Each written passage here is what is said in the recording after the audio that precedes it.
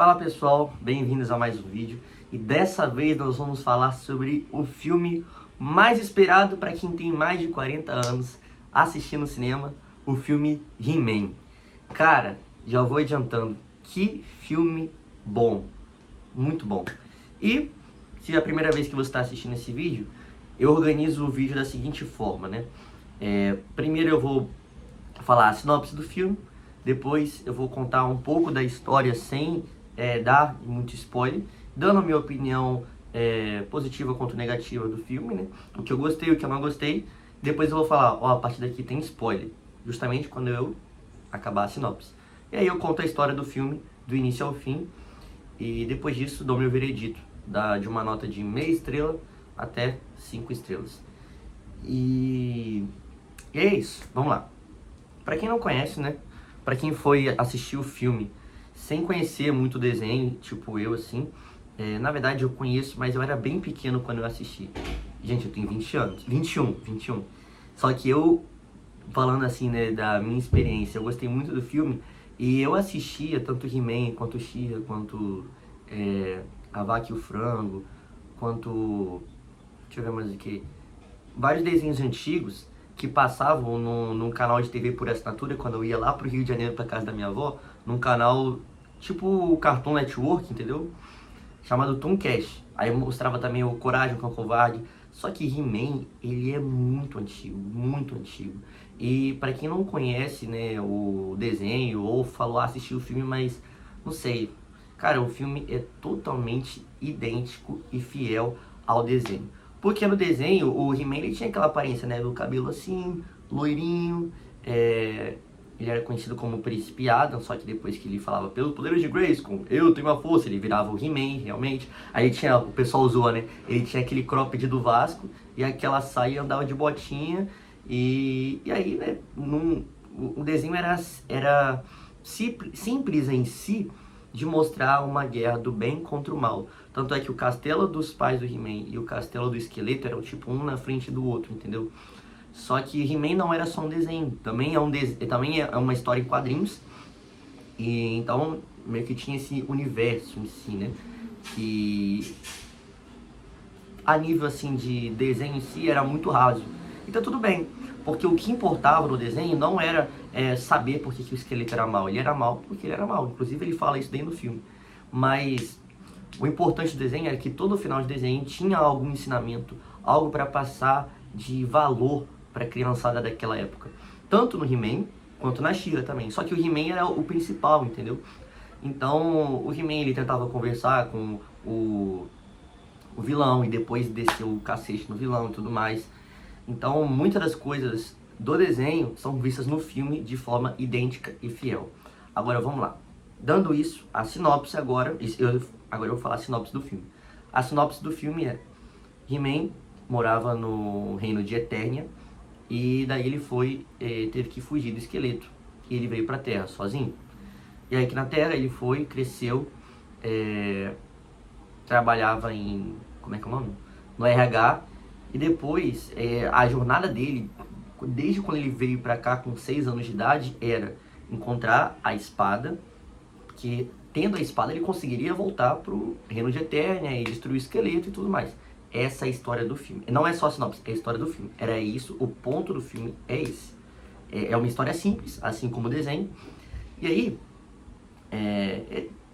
depois, falando agora do filme em si, ou seja, a partir daqui vai ter spoiler. Realmente teve isso. Conta um pouco da infância dele, da amizade dele com a Camila Mendes. Eu acho que é Camila Mendes, aquela atriz que é brasileira que vira aquela mulher ruiva, entendeu? Porque eu não lembro muito dos nomes, só sei do He-Man, do mentor, que eu gostei muito do personagem dele, do esqueleto, obviamente. E aí, beleza, tem a amizade deles, tem o mentor também, que é o pai dessa menina ruiva. E aí, o que acontece? O esqueleto, ele consegue invadir o reino de Eternia, e pra fugir, uma mulher lá que ela tem tipo um formato de águia, ela vai lá e fala pro He-Man pra ele voltar pra Terra, que inclusive o planeta Terra é a terra da mãe do He-Man. O filme conta isso daí, eu acho que no desenho também falava isso. Então ele foi enviado pra lá, só que aconteceu alguma coisa que meio que na viagem dele, meio que tipo assim, uma viagem não no tempo, né, mas no espaço, meio que ele se separou da espada, entendeu? Porque ele era muito pequeno, não conseguia manejar a espada. Então ele se afastou e a vida dele crescendo foi se desenvolver e tentar achar a espada para voltar e salvar o povo dele. Era isso, entendeu? Só que o filme, aí eu vou falar uma coisa que eu não gostei. O filme, ele não mostra essa jornada do He-Man crescendo. Ele, tipo assim, o filme corta de 6 anos da vida do He-Man, dele vindo pra Terra. Inclusive ele cai no rio, essa parte é muito engraçada. Pra ele já adulto, fortão, bombadão e tudo mais. Entendeu? Então, o lixeiro tá passando. Então, o filme não quer mostrar muito a infância dele, a forma como ele cresceu, entendeu? Justamente por causa de um motivo principal que eu acho que foi muito inteligente e esperto do filme, que é trazer a maioria dos personagens do desenho do He-Man para eles terem algum tempo de tela e tudo mais, realmente sendo um fanservice, sendo igualzinho o filme dos três Homem-Aranha, que é do Tobey Maguire, do Tom Holland, que já é o principal, e do Andrew Garfield. Gente, não tinha por que fazer aquele filme, entendeu? Não tinha por quê, não tinha. Mas era um filme que todo mundo queria ver. Não pela história em si, mas por encontrar 3 gerações diferentes de Homem-Aranha, entendeu? Então eu acho que o filme quis trazer também essa nostalgia. E eu tive que assistir esse filme no cinema porque eu falei, pô, não é qualquer hora que fazia um filme do He-Man. E um adendo também. O He-Man, ele também era... ele era uma... Como é que eu posso dizer? Ele também tinha uma empresa... Ele em si não, né? Mas a dona do He-Man, que é a Mattel, que é uma empresa de brinquedos, foi a mesma, inclusive, que são os donos da Barbie. Então eles viram que o sucesso de Barbie já foi muito bom, decidiram trazer pro He-Man. Só que muitas das coisas, e agora eu falando como cristão, muitas das coisas que eu achava que estaria no He-Man era tipo aquele negócio de cultura woke e tudo mais. E uma crítica, na verdade, ó, pausamos na história, quando ele ainda era criança, cresceu e não contou a história dele sendo criança, né? Mas uma das coisas que eu achei que poderia vir no filme do He-Man era a cultura woke, que apareceu muito no filme da Barbie, entendeu? Mas eles foram muito fiéis. E eu, sendo cristão, eu tenho, né, que prestar atenção e tudo mais. Só que uma crítica para as próprias pessoas cristãs, elas tiveram um pensamento muito errado que eu vou explicar para vocês mais lá pra frente, eu não vou esquecer. Então o He-Man, ele veio pra cá com 6 anos de idade e ele não se lembrava muito bem, na verdade ele se lembrava, mas ele não queria esquecer todos os heróis do povo dele, que eram os personagens do desenho que tinham superpoderes e tudo mais. Então ele sabia o nome dessas pessoas, só que para ele não se esquecer, e ele sendo criança, ele começava, e isso não mostra no desenho, entendeu? Isso daí é uma adaptação que o filme fez. Ele ficava desenhando e colocando apelidos, tipo assim, o cara lá, aquele negão lá, ele é o mentor, porque ele sempre dava bons conselhos e tudo mais. E eu acho que, inclusive, nesse filme, o mentor foi muito mais um pai pro He-Man do que o próprio Rei de Eternia, que é o pai biológico do He-Man. Então ele desenhava, botava apelido, e esses apelidos que são o nome deles, o codinome deles, o alter ego deles, de herói, entendeu? Então após isso, ele, né, crescendo, tá, ele divide o quarto, a casa dele com um amigo que ele fez, não conta como ele conheceu esse amigo.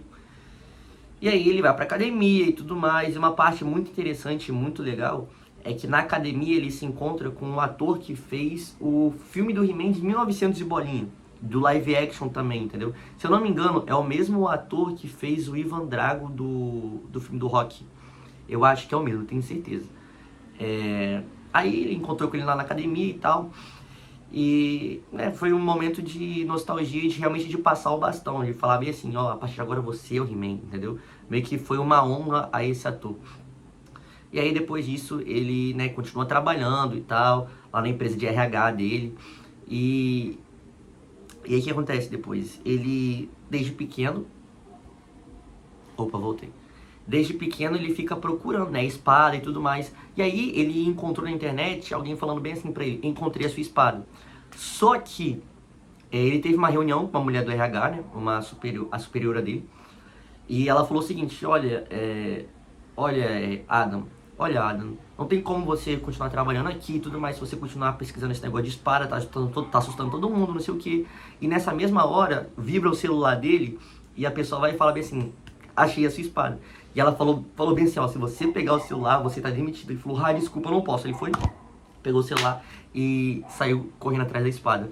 E a espada tava justamente num lugar que era um... tipo uma loja geek, com vários artigos de gente nerd, de anime e tudo mais. A espada tava sendo segurada por um boneco, né, lá. Aí ele foi... Ele em si, ele é forte. Ele é bom, quer dizer, ele é bombado, ou seja, aparenta ser forte, mas a força dele vem por causa dos poderes lá da espada e tudo mais. Tipo o Superman com a luz solar daqui com o sol aqui da Terra, entendeu? É o sol daqui da Terra que dá esse poder pro Superman, da mesma forma que a espada, entendeu? Dá essa força pro He-Man. Então, no momento que ele pega a espada, ele foge do lugar, né? Porque ele tá furtando uma coisa. E aí, nesse momento, ele começa a ser perseguido por um bicho lá, entendeu? Que eu esqueci o nome, é tipo uma fera. E ele foi atrás dele e ele falou, meu Deus, é a fera, entendeu? Eu não sei o nome do bicho em si, do personagem em si. E aí ele lá fugindo com a espada tava muito pesada pra ele. E nesse meio tempo quem aparece lá é a Tayla, alguma coisa assim, eu acho que é Tayla. Que é a amiga dele desde pequena, ela falou, Adam, aí ele, Tayla, não sei o que, conversar e tal. E aí ela ajudou ele a fugir. E ele fugiu foi muito rápido o tempo dele assim na Terra, eu acho. Até ele encontrar a espada. E ele fugiu, voltou pro reino de Eternia com ela. Foi literalmente isso. E a fera lá, eu acho que se agarrou nele, assim. E aí, voltando, olha o que aconteceu. O esqueleto estava reinando lá, ou seja, os pais do He-Man estavam aprisionados. O He-Man achou que o pai dele estava morto.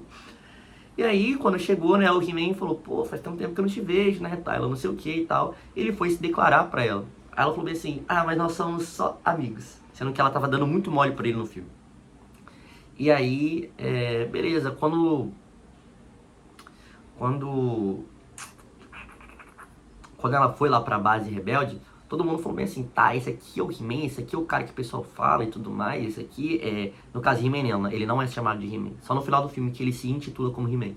Mas ele fala, esse aqui é o Príncipe Adam, realmente que o príncipe perdido e tudo mais, ele trouxe a espada, mas será que ele consegue aguentar essa responsabilidade e tudo mais? E aí eles encontraram o mentor que realmente era um mentor em si pro Príncipe Adam quando ele era pequeno, tava lá sendo um cachaceiro, entendeu? Na prisão. Então eles foram, né? Quando o esqueleto em si, ele aparece, o personagem é muito bom. Deixa eu ver, 12 minutos. 12 minutos ainda. O personagem é muito bom. A dublagem dele foi muito boa. Eu tenho certeza que ele foi dublado pelo mesmo dublador que fez o Joel do The Last of Us, tanto na série quanto no filme, eu tenho certeza, porque a voz é muito boa. Inclusive esse dublador fez o Voldemort também, a voz dele grave em si é muito boa, e ele conseguiu fazer a risada antiga do esqueleto, entendeu? Então o esqueleto ele não ficou uma coisa caricata, ele ficou realmente um personagem que passa medo, entendeu? Para as crianças daquela época, entendeu? E então foi um personagem em si muito bom, muito bem construído. E aí depois disso, o esqueleto, na verdade, reinando, ele falou bem assim, poxa, eu não... por mais que o reino de Eternia seja meu, eu ainda não sou mais forte, porque a espada de Grayskull tá perdida. E se o Príncipe Adam voltar, ou e se alguém encontrar aquela espada, eu não vou ser o mais forte. Então eu ainda não sou mais forte, eu quero mais poder e tudo mais. Aí, beleza, eles identificaram que quando a nave da Tayla chegou, eles identificaram, então eles foram na base rebelde, no caso o esqueleto não, né? Os outros, né, os capangas dele, né? Beleza, eles fugiram com a espada, o He-Man... Não, calma, eles não fugiram com a espada. Calma que eu esqueci, peraí. Sim, eles fugiram com a espada, então foi a Tayla, o He-Man e o Mentor, que são os personagens principais, né? E aí, beleza, nesse meio tempo, o He-Man foi, se declarou pra ela, falou, nós somos só amigos e tudo mais, e é isso. E aí eu acho que o ponto principal de ensinamento do filme foi o que o mentor falou pro He-Man. Ele falou o seguinte, o mentor tinha feito a barba, tinha feito o cabelo e tudo mais, já colocou o uniforme dele igual do desenho. E o He-Man falou bem assim, quando eu chegar lá no esqueleto, eu acho que eu não preciso usar a espada. Eu acho que eu posso conversar com ele, porque se ele é mal assim, é porque existe algum motivo e existe realmente algo que eu posso fazer para ajudar ele. Porque senão a gente sempre vai ficar guerreando e nunca vai ter fim, entendeu? Então, eu realmente eu não, acho que eu não preciso da espada. Aí o mentor chegou e falou bem assim, filho, se alguém vem atacar a sua família, o seu povo, você tem que proteger eles. Porque você primeiro tem que proteger eles. E depois você conversa, você faz o que você quiser. Mas proteja a sua família em primeiro lugar. Isso deu um ensinamento muito bom. Proteja a sua família, proteja seus amigos, proteja as pessoas que estão sob a sua guarda, proteja as pessoas que estão sob os seus cuidados. E ele falou isso daí, e o He-Man, tipo assim, falou, realmente, você tá certo. Falou isso daí. Ponto principal de ensinamento do filme é esse. O cerne do filme é esse. Depois disso, eles vão começam a ir até a base do esqueleto e tal. Eles encontram o Mandíbula. O Mandíbula, que na verdade, ele venceu o mentor no início do filme, entendeu? Por isso que o Superman foi fugir e tudo mais, porque o mentor defendeu eles. Então o mentor tava com medo e tal do Mandíbula. E aí chega a parte de farmação de aura, que o He-Man chega e tenta conversar com o Mandíbula, não consegue e tal. De repente ele foi, pegou a espada e falou, pelos poderes de Grayskull, eu tenho a força. E ergueu a espada. Quando ele ergueu a espada, tipo assim, meio que o filme, ele mostrou, né, os músculos crescendo, a roupa e tudo mais. Só que os efeitos sonoros, inclusive a trilha sonora do filme é muito boa. Muito boa mesmo. Porque ela é como se fosse um rock, entendeu? Então ficou muito bom. E eu acho que casou muito bem com cada situação do filme, tocar uma música específica que cobriu muito bem o que aquela cena estava demonstrando. Então se era uma cena triste, a música era mais melancólica, se era uma cena que, tipo assim, de porradeiro. E o filme em si, a maioria das partes, eu acho que um acerto muito bom do filme é que ele mostrou muito luta, muito batalha. Não foi um filme de conversinha só e de você ver os personagens que você assistia quando criança. Não, realmente tinha batalhas muito boas. É óbvio que não dá pra acreditar que aquilo lá era real, né? Tá na cara, você foi assistir o filme por causa disso, porque você sabe que era um desenho. Mas as batalhas em si, os sons, a coreografia, era tudo, a imagem, né? Tem muitos filmes que as batalhas em si, as câmeras ficam mexendo tanto que você não sabe o que aconteceu, se o cara deu um soco, se o cara deu um chute. Então o filme soube trabalhar muito bem isso. E aí eles foram lá atrás do esqueleto, o esqueleto foi e falou, ó, o seu pai tá aqui, só que se você quiser ver o seu pai, você vai ter que entregar a espada e tudo mais. Aí ele foi e entregou. Depois, na verdade, quando ele pegou a espada lá, ele derrotou o Mandíbula e tal, foi atrás do esqueleto. Aí ele foi, né, ficou, pô, triste, né, porque ele teve que entregar a espada e o pai dele ainda morreu desmoronado porque ele tentou lutar contra o esqueleto e perdeu. E aí, pô, ele ficou desnorteado, tá ligado? Ele ficou triste e tal. Só que aí ele lembrou da feiticeira, o nome dela, aquela Dai. Aí ele perdeu a espada e ele falou, pronto, agora eu perdi meus poderes. Só que a feiticeira foi e falou, a espada em si, eu escolho quem vai ser o herói de Eternia. Então, antes ela escolheu várias outras pessoas. Só que ela falou, dessa vez eu escolhi você, mas eu não escolhi você por causa de alguma força e tudo mais. Eu escolhi você por causa do seu jeito, por causa do seu caráter, por causa de quem você é de verdade. A sua sinceridade, ela foi e começou a né, elogiar ele e tudo mais, falar as características boas dele. E ela falou pra ele nunca se esquecer de quem ele era. E ela falou, por isso que o poder de Grayskull não está mais canalizado na espada. A espada é só um meio de você conseguir usar o seu poder, mas o poder está em você. A partir do momento que você veio pra Eternia e meio que ativou esse poder, entendeu? Então, depois que ele entendeu isso, aí foi lá atrás do esqueleto e tudo mais. E aí, olha o que aconteceu. Ele foi atrás do esqueleto e foi tentar conversar com ele, entendeu? Só que ele falou bem assim, realmente parece que tem alguma coisa, tem com certeza algum motivo de você ser mal. Aí o esqueleto falou, não tem, eu só sou mal e eu quero poder, e é isso, foi o resumo.